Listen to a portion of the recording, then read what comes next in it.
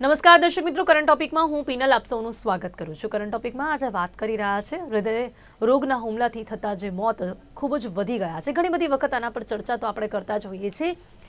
થોડાક સમય પહેલાં કોરોના પછી આપણે ઘણી વખત ચર્ચા કરી હતી કે જે યુવાનો છે, જે યંગસ્ટર્સ છે, તેમના મોત થઈ રહ્યા છે હૃદયરોગના હુમલાથી. આપણે બહુ પહેલાં એવું ક્યારેય જોયું ન હોય કે કોઈ પણ યંગસ્ટર હોય કે જેમની એજ 30 to 40 હોય, એમના પણ હૃદયરોગના હુમલાથી મોત થયા હોય. પણ આફ્ટર કોરોના આપણે એ પણ જોયું કે ક્યાંક જે યુવાનો છે એમના હાર્ટ એટેકથી મોત થયા. અને આજે આપણે આ ચર્ચા એટલા માટે કરી રહ્યા છીએ કારણ કે ગુજરાત ભાજપના સહપ્રવક્તા જયેશ વ્યાસનું હાર્ટ એટેકથી મોત થયું છે. અને જયેશ વ્યાસ એક એવી પર્સનાલિટી આપણે કહી શકીએ છીએ કે એવું વ્યક્તિત્વ આપણે કહી શકીએ છીએ કે જેમને ઘણા બધા લોકો રાજકારણમાં ઓળખતા હશે, ઘણા બધા સામાન્યતા પણ એમને ઓળખતા હશે, અને બહુ જ જેમને આપણે એક ફિટ પર્સનાલિટી કહી શકીએ. કે કારણ કે આપણે છે ને જ્યારે વાત હાર્ટને લઈને કરીએ અને જ્યારે હાર્ટ એટેકની કરીએ ત્યારે આપણે સામાન્યતઃ એવું માનતા હોઈએ છીએ કે કદાચ કોલેસ્ટ્રોલ વધારે હશે, કદાચ ખાવા પીવામાં ધ્યાન નહીં રાખતા હોય, એવું પણ માનીએ કે યોગ પ્રાણાયામ ન કરતા હોય. પણ આ બધી જ બાબતો ખોટી સાબિત થાય કે જ્યારે વાત આપણે જયેશ વ્યાસજીની કરીએ. કારણ કે તેઓ યોગ પ્રાણાયામ પણ કરતા હતા અને જ્યાં સુધી એમના વ્યક્તિત્વ વિશે લોકોને ખ્યાલ છે, એમના જીવનમાં એવો કોઈ સ્ટ્રેસ ન હતો. બહુ જ નિખાલસતાથી હંમેશાથી લોકોની સાથે વાત કરતા હતા. એક મળતાવડે એમનો એક એવો સ્વભાવ હતો કે બહુ જ હંમેશા હસતા પણ તમને જોવા મળતા, બહુ જ સાદગીનું જીવન પણ તેઓ જીવતા હતા. અને ક્યાંક આપણે એવું પણ કહી શકીએ કે એમની જે ઉંમર એ 50 વર્ષની આસપાસ હતી. એટલે આપણે એવું પણ ન કહી શકીએ કે મોટી ઉંમરે હાર્ટ એટેક હવે સામાન્ય બની ગયું છે, એટલે કદાચ કંઈક થયું હોય. 50 વર્ષની ઉંમરે જ એમને અચાનક જ બાથરૂમમાં મોડી રાત્રે હાર્ટ એટેક આવ્યો અને એમનું મોત થયું છે. એટલે એમને બહુ જ ગુજરાત ન્યૂઝ તરફથી ભાવભીની શ્રદ્ધાંજલિ આપીએ છીએ. અને આ વિષય ઉપર ચર્ચા પણ એટલા માટે જ આજે કરી રહ્યા છે કે શા માટે આજના સમયમાં સાયલેન્ટ હાર્ટ એટેક એટલું ઘાતક બની ગયું છે.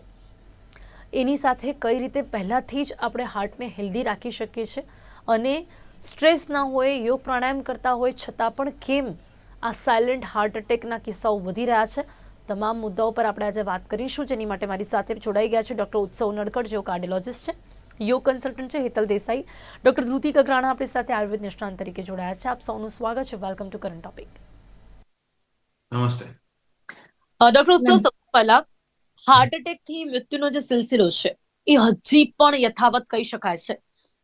કોરોના પછીથી આપની પાસે પણ એવા કેટલા કેસો આવ્યા છે કે જેમાં સાયલેન્ટ હાર્ટ એટેક એટલે કે અચાનક જ, એટલે પહેલી જ વખત, કારણ કે આપણે કહીએ ને કે હાર્ટ એટેકમાં પણ એક વખત આવે, બે વખત આવે અને ત્રીજી વખત કદાચ બહુ જ ઘાતક આવે. પણ આ સાયલેન્ટ અટેક જે પહેલી વાર જ આવે અને જેમાં લોકો જીવ ગુમાવી રહ્યા છે, યુવાનોમાં વધતા આ કેસો કોરોના પછીથી આપની પાસે પણ કેટલા આવ્યા છે? હાર્ટ એટેક એક એવી વસ્તુ છે જે ઘણા વર્ષોથી આપણને ખબર જ છે કે એક ઇમરજન્સી ક્રિએટ કરી શકે છે. ઇમરજન્સી એટલે એમાં ગમે ત્યારે ગમે તે થઈ શકે. ડેટા એવી રીતના કહે છે કે 100માંથી 25 લોકો હોસ્પિટલ પહોંચી જ નથી શકતા અટેકમાં. અને જે બીજા 75 લોકો પહોંચે છે એમાંથી બીજા 25 લોકો બહુ લેટ પહોંચે છે, મોડા પહોંચે છે, અને એમની વધારે મદદ થઈ શકતી નથી હોસ્પિટલમાં પહોંચીને પણ. તો આપણે જાણવાનું એ છે કે આ અટેકને આવતા કઈ રીતના રોકી શકીએ. જેમ કહો છો કે આવી રીતના અચાનકથી મૃત્યુ થઈ જાય છે લોકોનું. હા, એ અટેક એવી વસ્તુ છે કે ગમે ત્યારે આવી શકે, આ આપણને ખબર જ છે. પણ એનું પ્રમાણ યંગ લોકોમાં વધી ગયું છે. મે બી આપણી લાઈફસ્ટાઈલ વધારે ફાસ્ટ થઈ ગઈ છે, સ્ટ્રેસફુલ થઈ ગઈ છે એના લીધે. મે બી આપણે એટલી એક્ટિવિટી નથી રાખતા, મોટાપો, મેદસ્વીતાનું એ બધું પ્રમાણ વધી ગયું છે. આપણા ઇન્ડિયન સોસાયટીમાં વેસ્ટર્ન સોસાયટી તરફ જઈ રહ્યા છે, મે બી એના લીધે છે. અથવા આપણા કોઈ રિસ્ક ફેક્ટર છે, ડાયાબિટીસ છે, બીપી છે, ઉંમર 50 કરતાં વધારે છે, કે કોઈ આપણે વ્યસન કરીએ છીએ, ધૂમ્રપાન છે, બીડી છે, તંબાકુ છે, આ બધું સેવન કરીએ છીએ, તો આપણને આ તકલીફ થવાની સંભાવના વધી જાય છે. છે કે શું આ બધી કોઈ વસ્તુ હતી આપણામાં, અને હતી તો શું એની માટે આપણે કોઈ પગલાં ઉઠાવ્યા, હેલ્થ ચેકઅપ કરાયું અને એને બંધ કરવાની કોશિશ કરી, એને કાબુ કરવાની કોશિશ કરી. આ બધું આપણે જાણીએ તો વધારે ડીપલી આપણે જાણી શકશું કે આપણે કેટલા લેવલનું અવેરનેસ, હેલ્થ અવેરનેસ ક્રિએટ કરવાની જરૂર છે લોકોમાં. જી બિલકુલ. એટલે ક્યાંક પહેલેથી થોડું ધ્યાન રાખવાની તો જરૂરિયાત રહેતી જ હોય છે. અને પણ આપણે જે આજે જોઈ રહ્યા છે ને કે ડોક્ટર હજી પણ હું આપને એ પૂછવા માંગીશ કે આ સાયલેન્ટ અટેક શું છે જે ફર્સ્ટ ટાઈમમાં જ લોકોની માટે ઘાતક સાબિત થઈ રહ્યું છે? સાયલેન્ટ અટેક એટલે રાતના એટલા માટે કારણ કે જેમના વિશે આજે આપણે વાત કરી રહ્યા છે ને, એ ગુજરાત ભાજપના સહપ્રવક્તા છે જયેશ વ્યાસજી. એમનું અચાનક જ આવી રીતે મોડી રાત્રે એમને બાથરૂમમાં અટેક આવ્યો છે અને મોત થયું છે. હવે સાયલેન્ટ અટેક એક એવી વસ્તુ છે કે જે હૃદયને હુમલોની એક એવી બહાર નીકળવાની સ્થિતિ છે કે જેમાં એકદમ માણસ ઊભો જ ના થાય. એ ઘણીવાર કેવું થાય છે કે મોસ્ટલી મોટા ઉંમરના લોકોમાં એવું થાય છે, જે લોકોને ડાયાબિટીસ છે, મલ્ટિપલ પ્રોબ્લેમ્સ છે, મોટી ઉંમરના છે, એકદમ વીક છે, એ લોકોમાં આવું થવાનું વધારે કોમન છે. ડાયાબિટીસના દર્દીઓમાં પણ આ કોમન છે, કારણ કે એ લોકોને ઘણીવાર દુખાવો ફીલ ના થાય, દુખાવો ગભરામણ ને કંઈ ફીલ ના થાય, કારણ કે એ લોકોમાં ન્યુરોપેથી કરીને નસોની પ્રોબ્લેમ થઈ જાય, જેના લીધે એમને પેઇન સેન્સેશન જતા રહે. તો એ લોકોમાં હૃદયની તકલીફ છે, એ લોકોને ખબર ના પડે ઘણીવાર. એ ઉપરાંત ઘણા મોટી ઉંમરના લોકો કેવું કે ઘણું સહન કરી લેતા હોય, કે ઘણા એમને કેર ના મળતી હોય, ઓલ્ડ એજ હોમમાં હોય, તો એ લોકોમાં આ કોમન છે. ઘણીવાર આપણે લેડીઝ લોકોમાં એ લોકો સહન કરવાની વૃત્તિ એ લોકોમાં વધારે હોય, અને ચલો ભાઈ આપણું ધ્યાન પછી રાખીએ, પહેલા ફેમિલીનું ધ્યાન રાખીએ, એવી રીતના વિચારીને ઘણી વસ્તુ ગણકારતા ના હોય. તો આ બધી વસ્તુ અગર તમને તકલીફ થતી હોય નાનીમાં નાની, તો તમારે કહેવું જોઈએ ડોક્ટરને કે તમારા કોઈ સગાવાલાને, જેથી તમે આગળ એની વિશે કંઈ કરી શકો. એ ઉપરાંત દરેક માણસે 30 વર્ષની ઉંમર પછી રેગ્યુલર હેલ્થ ચેકઅપ કરવું જરૂરી, કારણ કે આ બધી તકલીફો ક્યારે આવી જશે આપણને ખબર નથી. હું મારું પોતાનું પણ કરું છું, આપણે બધાએ જ કરવું જોઈએ, કારણ કે દર વર્ષે અગર હેલ્થ ચેકઅપ કરશું તો નાની તકલીફ હોય ત્યારે પકડીને આ મોટી તકલીફ થતા અટકાઈ શકે. જી બિલકુલ. અને હેલ્થ માટે અને ખાસ કરીને હાર્ટ માટે આજના સમયમાં તો આફ્ટર 30 ડેલી રૂટીન ચેકઅપ બહુ જ જરૂરી થઈ ગયું છે. ધ્રુતિજી, એક આયુર્વેદ નિષ્ણાંત તરીકે આપનું શું માનવું છે? આયુર્વેદની રીતે silent તમે attack કેમ આવે? જી. આયુર્વેદની રીતે તમે હાર્ટને સમજવા જાઓ તો આયુર્વેદના શબ્દો બહુ જાણીતા છે: વાયુ, પિત્ત અને કફ. સૌથી પહેલા એને સમજવા પડે. વાયુ એટલે મોટા ભાગે લોકો ગેસ માને છે, પણ મારે તમને વાયુ સમજવો હોય, અમે જે આયુર્વેદમાં ભણેલા છે, વાયુ ડઝન્ટ મીન ગેસ. તમે ઘર છે અને ઘરનું જે વાયરિંગ છે, વાયરિંગમાં પોઝિટિવ, નેગેટિવ, ન્યુટ્રલ 3 એનર્જી છે. તમે આ એનર્જીને તમારી બોડીમાં પણ સમજી શકો છો. આયુર્વેદની દ્રષ્ટિએ વાયુ એટલે જેટલું પણ સર્ક્યુલેશન છે, નર્વસ સિસ્ટમનું છે કે ટ્રાન્સપોર્ટેશન છે, સપોઝ કે મેં ટચ કર્યું અને એ સેન્સેશનની મને ખબર પડી, તો એ બધા સેન્સેશન, સર્ક્યુલેશન, એ બધું એ વાયુના કારણે છે. અને આયુર્વેદ એવું કહે છે કે જ્યારે વાયુનું ડિસ્ટર્બન્સ થાય છે, શરીરમાં વાયુનો પ્રકોપ થાય છે, ત્યારે આ હૃદયના રોગો થવાની શક્યતાઓ વધી જતી હોય છે. આયુર્વેદ એવું પણ કહે છે કે તમારે પ્રકૃતિ સમજવી જોઈએ. જે પણ વ્યક્તિ છે એની કઈ પ્રકૃતિ છે, અને એ પ્રકૃતિને સમજીને આગળ વધવું જોઈએ. અને વાયુ વધે શકાય છે? સોરી, એ કેવી રીતે સમજી શકાય છે? સામાન્ય માણસ કેવી રીતે સમજી શકે છે? તમારી પ્રકૃતિ તમે કોઈ પણ નિયર બાય આયુર્વેદિક ફિઝિશિયન જે પણ હોય એના માર્ગદર્શન હેઠળ તમે તમારી પ્રકૃતિ સમજી શકો છો. વાયુ વધે એવા અત્યારે પાછું શિયાળાની સિઝન છે. આયુર્વેદની દ્રષ્ટિએ શિયાળાની ઠંડીના કારણે વાયુનો પ્રકોપ થાય, આયુર્વેદ એવું કહે છે. તો તમારે અત્યારે ખાસ સાચવવાની જરૂર છે. વાયુ વધે એવું કોઈ પણ કામ ના કરવું જોઈએ. જેમ કે આયુર્વેદમાં કીધું છે કે વધારે પડતું ઉજાગરો, લેટ નાઇટ, અત્યારે બધા મોડી રાત્રે જાગતા હોય છે, તો રાત્રે જાગવાથી પણ વાયુ વધે. તો ડેલી તમારે પ્રોપર ટાઈમે સુઈ જવું જોઈએ. 11-12 વાગ્યા પછી તો આપણે અહીંયા એવું છે કે લોકો માણેક ચોકમાં નાસ્તો કરવા નીકળે છે, જે આયુર્વેદિક દ્રષ્ટિએ અયોગ્ય છે. તો તમે એવી રીતના જો ડાયટ અને લાઇફસ્ટાઇલની પ્રોપર કેર કરો તો આ વાયુને વધતો અટકાવીને રોગથી પ્રિવેન્શન મેળવી શકો. બિલકુલ બિલકુલ. હેતલજી, આપનું શું માનવું છે યોગ કન્સલ્ટન્ટ તરીકે યોગ અને પ્રાણાયામ એ કઈ રીતે, અને એવું કહી શકાય કે હાર્ટને કેવી રીતે સ્વસ્થ રાખવામાં મદદરૂપ સાબિત થાય છે? અમે લોકો યોગ શાસ્ત્રમાં, અને ખાસ કરીને ઘેરણ ઋષિ અને ઋષિ પાતંજલિ, એ બંને બહુ જ સરસ કીધું છે કે આપણા શરીરમાં 2 મગજ કીધા છે. એક આ મગજ છે, એ તો બધાને ખબર છે, પણ બીજું સેકન્ડ બ્રેન ઇઝ અવર ગટ. એટલે ગટ એટલું જ ઇમ્પોર્ટન્ટ છે. એટલે આપણે પેલી ગટ ફિલિંગની જે વાત કરતા હોઈએ છીએ, એ ગટ એટલી જ ઇમ્પોર્ટન્ટ છે. એટલે પહેલું તો પાચન સારું હોવું જોઈએ. સીધી હાર્ટ ઉપર, જે હાર્ટના પેશન્ટ છે એને હાર્ટના જ આસન ને હાર્ટના જ પ્રાણાયામ કરાવવાને બદલે એ તકલીફ થઈ કેમ, what is the root cause of the problem, એ અમે શોધીએ છીએ. એટલે પહેલા અમે પાચન એનું સારું થાય એવા આસન પ્રાણાયામ કરાવતા હોઈએ છીએ. અને બીજું અમે એવું કહીએ છીએ કે પગના જે કાફ મસલ્સ છે, પગના જે ગોટલા છે, એને અમે સેકન્ડ હાર્ટ કહીએ છીએ. ઓકે. એવું બનતું હોય છે કે લાઈફસ્ટાઈલ હવે એવી થઈ ગઈ છે, ફૂડ સ્ટાઇલ એવી થઈ ગઈ છે કે ધીરે ધીરે આપણા સ્નાયુઓ, આપણા મસલ્સ સ્ટીચ થતા જાય છે. એટલે જે લોકોને હાર્ટની તકલીફ હોય એ તમે જો જોશો ને તો પગના એ કાફ મસલ્સ થોડાક કઠણ, થોડાક ટાઈટ થઈ ગયા હોય છે. તો અમે એવા આસન કરાવતા હોઈએ છીએ કે સેકન્ડ હાર્ટ ઉપર કામ કરતા હોઈએ છીએ. એવા આસન કરાવીએ અને એવા પ્રાણાયામ કરાવીએ કે જેથી એમનું પાચન સારું થાય અને મન શાંત થાય. કારણ કે જે પણ કંઈ છે, મન is the driver of our body. મન જો વિચલિત હશે, મન દુખી હશે તો ડેફિનેટલી શરીરના એક ઓર્ગન્સને એ તકલીફ પહોંચાડશે. એટલે અમે લોકો એવા આસન કરાવીએ કે જેનાથી પાચન સારું થાય, સાથે સાથે એવા પ્રાણાયામ કરાવીએ કે મન સારું થાય. એમાં એક પ્રાણાયામનું જો ખાસ ઉદાહરણ આપવાનું હોય કે જે લોકો બહુ બધું કામ કરે છે અને આખા દિવસના કેટલા બધા કામનું લિસ્ટ લઈને નીકળતા હોય, સ્ટ્રેસ લેવલ હોય, તો એ લોકોએ આ પ્રાણાયામ બધાએ કરવું જોઈએ. એના માટે હું કહીશ કે ઇન્હેલેશન કરતા એક્ઝલેશન વધારે હોવું જોઈએ. તમે જે શ્વાસ લો છો એના કરતા શ્વાસ વધારે બહાર નીકળશે તો ડેફિનેટલી તમારા મગજમાં રહેતો વિચારોનું વંટોળ વિખરાઈ જશે.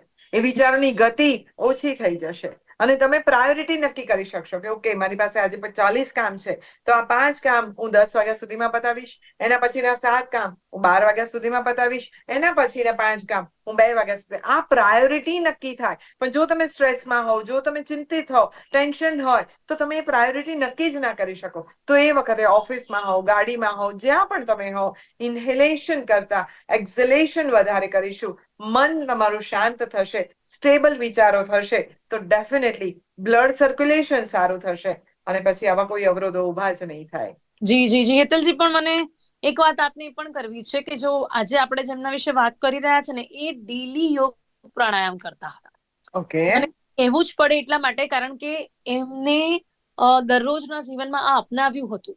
તો શું કારણ હોઈ શકે બીજા? કારણ કે આપણે એવું માનતા હોઈએ છીએ, નો ડાઉટલી જ્યારે હાર્ટ એટેકની વાત હોય ત્યારે આપણે એ પણ જોઈતા હોય છે કે બીજા ઘણા બધા પરિબળો પણ એમાં અસર કરતા હોય છે.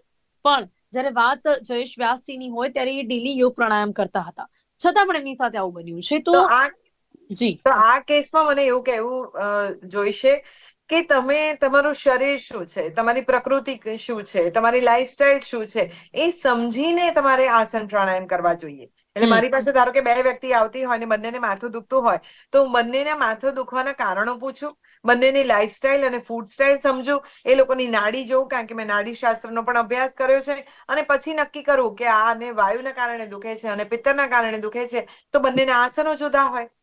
અને આસનો જુદા હોય ને એ કરાવવાથી એમનું માથાનો દુખાવાનો જે રૂટ કોઝ છે એ અમે ક્યોર કરીએ અને પછી એમને કાયમને માટે સારું થાય.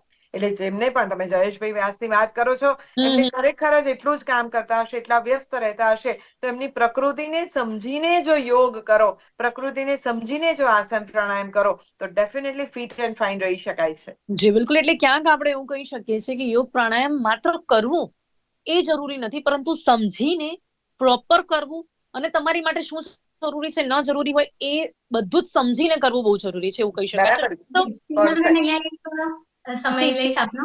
તમે જે ટોપિકની ચર્ચા કરી રહ્યા છો કે ભાઈ આટલું બધું પ્રોપર ધ્યાન ને આ પ્રાણાયામ એક્સરસાઇઝ કરવા છતાં પણ એટેક કેમ આવે, તો એમાં આયુર્વેદિક બહુ સરસ વાત કહી છે કે કોઈ પણ એક્સરસાઇઝ છે એ તમારે ક્યાં સુધી કરવી એ સમય બહુ મહત્વનો છે. સામાન્ય લોકો માટે હું સાદી ભાષામાં સમજાવું તો પોતાની શક્તિ કરતા વધારે એક્સરસાઇઝ કે કોઈ પણ શ્રમ ના કરવો જોઈએ. જી બિલકુલ. એટલે દરેકે ઇન્ડિવિડ્યુઅલ છે. રોજ મારી જે ફ્રેન્ડ છે એ 5000 સ્ટેપ ચાલે છે ડેલી, એટલે હું પણ 5000 સ્ટેપ ચાલુ એવું જરૂરી નથી. હું 3000 સ્ટેપમાં મારું શરીર થાકી જાય છે તો એ મારા માટેની પ્રોપર એક્સરસાઇઝ છે. જી બિલકુલ. ડોક્ટર ઉત્સવ આપની પાસે તો આવતા હશે. ડોક્ટર ધ્રુવજી જે વાત કરી રહ્યા છે. જી જી જી ડોક્ટર ઉત્સવ. હવે એક વસ્તુ સમજવી જોઈએ કે હાર્ટ પ્રોબ્લેમ એક મલ્ટી ફેક્ટોરિયલ ડિઝીઝ છે. એક વસ્તુને લીધે નથી થતું. ઘણા બધા જોખમી પરિબળો છે. જે લોકોને બીપી, ડાયાબિટીસ, ચરબીનો રોગ છે, જે લોકોને મેદસ્વીતા છે, જે લોકોનો વ્યસન છે બીડી, દારૂ, તંબાકુનો, એ ઉપરાંત જે લોકોને માની લો કે ફેમિલી હિસ્ટ્રી છે, જે લોકોની તાસીર છે એવી કે એ લોકોને આ વધારે પ્રોબ્લેમ થઈ શકે. ફોર એક્ઝામ્પલ, કોઈના માતા પિતાને હૃદયનો રોગ, દાદા દાદી કે કાકા કાકી કોઈને હૃદયનો રોગ હોય તો આ લોકોને, જે માણસ છે એમને થવાની સંભાવના વધી જાય તો એ લોકોએ વધારે ધ્યાન રાખવાનું. એ ઉપરાંત સ્ટ્રેસ, સ્લીપ, આ બધી વસ્તુઓ એક આપણે અગર સમાન રીતના ના કરતા હોઈએ તો આપણને પ્રોબ્લેમ કરે છે ક્યાંક ને ક્યાંક, અને હાર્ટ પ્રોબ્લેમ તરીકે બહાર લોંગ ટર્મે આવી શકે.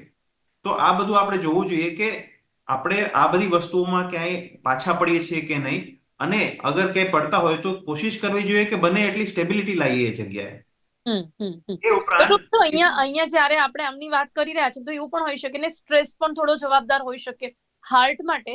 હાર્ટને હેલ્ધી રાખવા માટે સ્ટ્રેસ ન હોય કેટલું જરૂરી? કારણ કે ચલો જેમ કે મેં એમના સ્વભાવની વાત કરી, એમને કદાચ કોઈ ચિંતા ન હોય એવું જ ખબર પડતી હતી એમના સ્વભાવ પરથી, પણ ઘણા એવા લોકો કે જે બહાર હંમેશા એવું દેખાડતા હોય કે એમને કોઈ સ્ટ્રેસ નથી, ચિંતા નથી, તો એટલે ઇન્ટરનલી તમે બહુ વિચારતા હોય, ઇન્ટરનલી તમે કોઈને પણ કીધા વગર સ્ટ્રેસ લેતા હો, એ પરિબળ કેટલું જવાબદાર હોય છે. અને જેમને પણ હાર્ટના ઇસ્યુઝ હોય છે એમને કોલેસ્ટ્રોલનો ઇસ્યુ પણ જનરલી આપણને જોવા મળતું હોય છે. ડોક્ટર ઉત્સવ, સ્ટ્રેસ એક એવી વસ્તુ છે કે માની લો કે સ્ટ્રેસ એટલે ગમે તે વસ્તુ, માની લો કે કોઈ આપણને કઈ કહી દીધું અને આપણે એ વસ્તુ મન પર લઈ લીધી, તો આપણું શરીર કઈ રીતના વિચારે કે ભાઈ આવું આણે કેમ કીધું, કે મેં શું ભૂલ કરી, કઈ રીતના હું ઇમ્પ્રુવમેન્ટ લાવી શકું.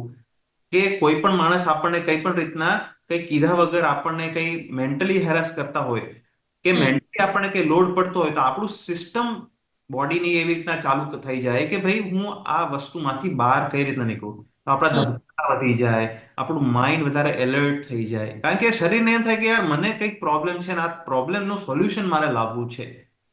તો આપણે જેટલી વધારે આ સ્ટ્રેસ લઈએ એટલી સિમ્પેથેટિક સિસ્ટમ આપણી વધારે કામ કરે, અને સિસ્ટમ વધારે લોંગ ટર્મ અગર કામ કરતી રહે, એ પાછી ધીમી ના થાય, તો એ લોંગ ટર્મે હૃદયને વધારે પ્રોબ્લેમ જ કરે છે. હૃદયને પણ બધા જ સિસ્ટમને, મગજને પણ, આંખને પણ, બધી જગ્યાએ.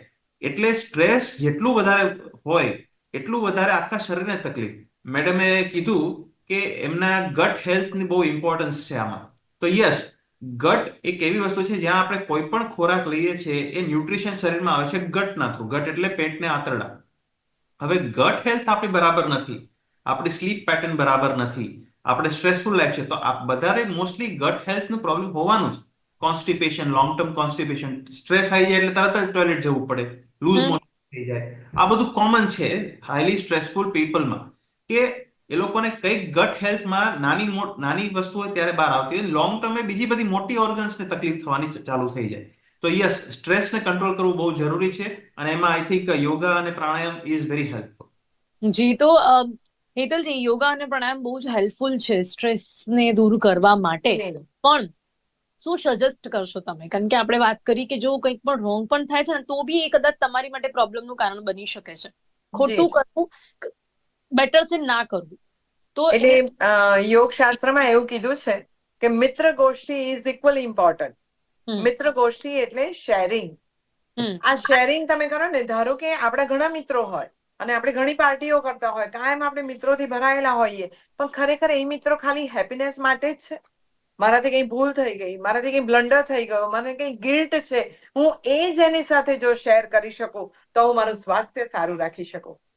એ જ એની સાથે આપણે કે આજના સમયમાં જયારે આપણે વાત સેલિબ્રિટીઝની કે પોલિટિશિયન્સની કરી ને, તો એક એવા લેવલ પર એ લોકો પહોંચી ગયા છે કે કદાચ એવા જ લોકો સાથે કે પાસે નથી હોતા, એવા લોકો કે જેમની સાથે એ લોકો કંઈક પણ શેર કરી શકે, અને પોતાની જાતને એ લેવલ પરથી નીચે જોવું એમની માટે અઘરું હોય છે ને, એ પણ એક સ્ટ્રેસનું કારણ હોય છે. બહુ સાચી વાત છે તમારી.